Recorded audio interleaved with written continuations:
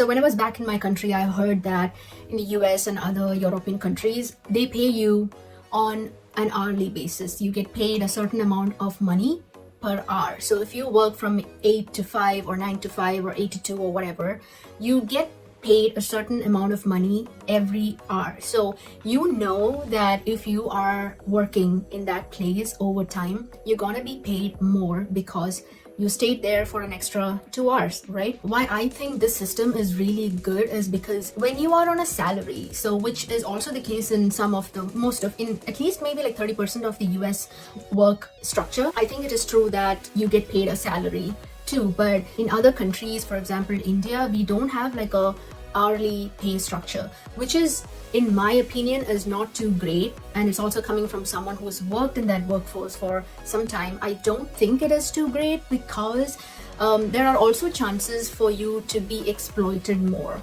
For example, imagine your work time is from 8 to 6 or 8 to 5. At 5 o'clock, when you're getting ready to go home, your manager or your employer or somebody who is like above you in levels comes and gives you another task that you gotta finish in like 1 hour. It just takes 1 more hour to finish it, right? And are you getting paid for that extra time that you spend there where you could have just gone home and relaxed and recharged for the next day? So that's really essentially exploitation in my eyes. But if it's a place where they pay you hourly, your manager or your boss or whoever is working above you and assigning you tasks, they know that they're going to keep you for another extra 2 hours or 1 hour or even 15 minutes, because 15 minutes adds up to an hour. So if you overworked 15 minutes a day and you did that for 4 days, that's an extra whatever money that you have for an hour, right? So your employer also knows that they are keeping you there for a reason. There could be reasons in a company where you have to work overtime. Sometimes it's not always white and black. It's always, there are things that you have to do, sometimes extra. Some days you will not have to work that extra. Those days you can go back home, but you also know that you're going to miss on that 1 hour that you left early. So I really think that the hourly work system and hourly payment system is really good, and it is a very efficient way to work, and also in terms of time management, and it's also a good use of your time. So you are lucky if you're working with a company that pays you a salary, a specific amount every month. You're lucky if they respect your boundaries in terms of work, work timing and everything. And it's good to know that you get to pay like this certain amount of money every month. But there are like two sides to it. So imagine there is someone who works really good, like who's efficient with their work, who gets things fast and who gets things done quickly, and who knows how to navigate a work environment, and they're working so much. So the general rule is, when you are someone like that, when you are somebody who comes out with solutions and plans, and you have like a system set up, it's natural for you to be the one who gets more work. Okay, so people are going to approach you to get things done, and you're going to be this first point of contact for someone who wants things done. And in that case, if you are working in a company that pays you hourly, it's good for you because you don't mind staying back for 1 or 2 more hours a day, or staying late at work some days, and even doing some extra days, because you're getting paid for the work that you do. But it's also something that will help your employer to decide who they want to keep for that a little bit longer. Because if you're someone who is just in the workplace, who's just there to just take leverage of those hours, and then you're not working too much, you're not doing what you're supposed to do. I'm not talking about or I'm not emphasizing on you having to like work. I'm just talking about just the general things that is expected of you when they hired you, right? So there are certain like job functions that you have to do at your workplace, and I have seen people who don't do that, who just waste their time around the office not doing anything and still get paid, right? So, but the good thing there is that when you get paid hourly, your employer can decide if they want to bring you in or the other person. So if they have like 2 people, like 2 choices, they know that this person is going to put the 100% effort in getting the work done, and this person is just going to be around in the office and not really getting anything done, and you're just going to have to like pay them anyway. So I really think it's good that you work with a company that pays you hourly, and even better is a company that lets you take paid time off. For example, I had this thing going on. I had to go somewhere the other day, and I didn't want to dip on my hours that day. So I just looked into my profile, and I saw that I have the 7.5 hours left for a paid time off. So I decided to go utilize the 7.5 whatever hours I had for the paid time off, and utilize that for the day that I took off, so I don't get paid less that month. It's just a good strategy, and it's really good for the employees' mental health and your mental health and all that. It's really good. But in most places, at least in my country or in other countries, or even in the US where you get paid salary, the lines are like really blurred, so you could be working more than 8 hours, 9 hours, 10 hours a day, and you'll still be getting just the amount that you agreed on before you got hired. There are more chances for you to have to do the stuff that really doesn't come under your designation, and that's essentially exploiting. I see that as exploiting.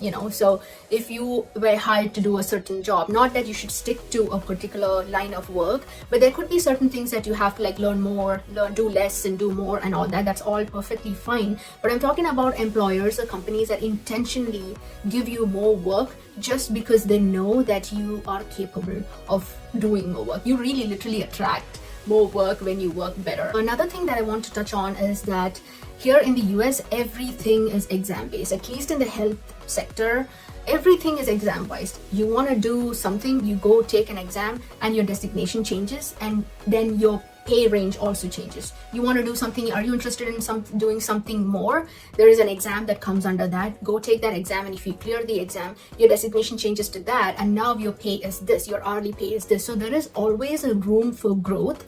But in salaried environments, or at least where I have worked previously back in my country, you don't really have that. Anybody can do everything, so an employer can make you do the things that you're supposed to do. As a dentist, you can be doing root canals. As an endodontist, I can be doing root canals, but I can also be not doing anything and just standing there and watching. And it's just pure. So it's completely out of your control on what you want to do and what you love doing. And even if you do some work that is above what's expected of you to be doing, you're not getting paid extra for that. So I really like the exam system. Of course, there are like tons of exams that you have to take. If you want to do it. Like imagine I want to do coronal polishing. There is an exam for coronal polishing for dentistry. I take that exam. I can work on patients and do coronal polishing. It depends on the state that you are in, but also I'm saying that there are options like that.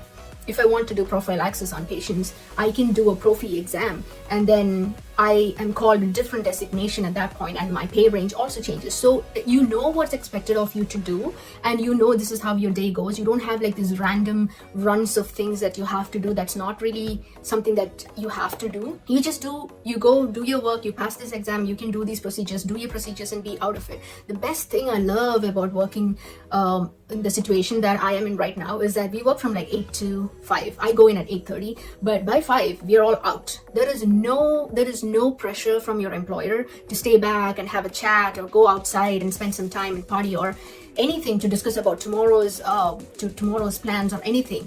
8 to 5, that's it. You get like a 1 hour of break in between, and that's like from 1 to 2.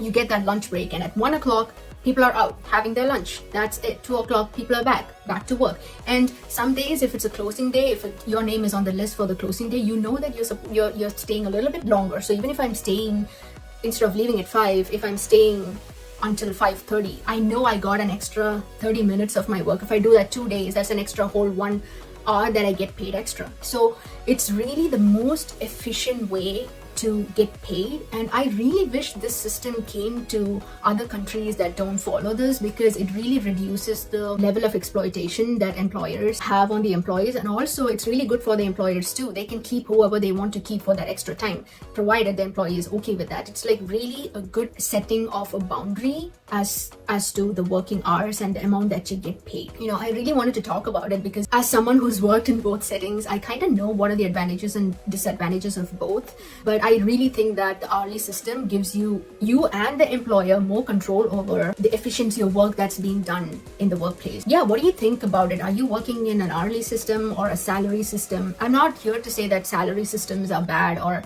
people are being exploited there or anything. I'm not saying that. I know people personally who work with a salary and they love their jobs, and their employers are so understanding, and they're not being stepped on the toes to get done. They're not being micromanaged. They just do their work, and the employers really value their work, and they pay them on a salary basis, and it's been working for them. So I'm not here to say that salary system is bad, hourly system is good. That's not my intention. My intention is to talk about both. So it really comes down to the employer that you're working with or the company that you're working with, because again, we know when there are red flags with companies, and if that's the case, just move your job, shift your job or whatever. But this is a good place to begin with. Being paid hourly is a good place to begin with, because you have control over when you want to work, and if you work more, you're going to get paid more. If you work less, you're going to get paid less.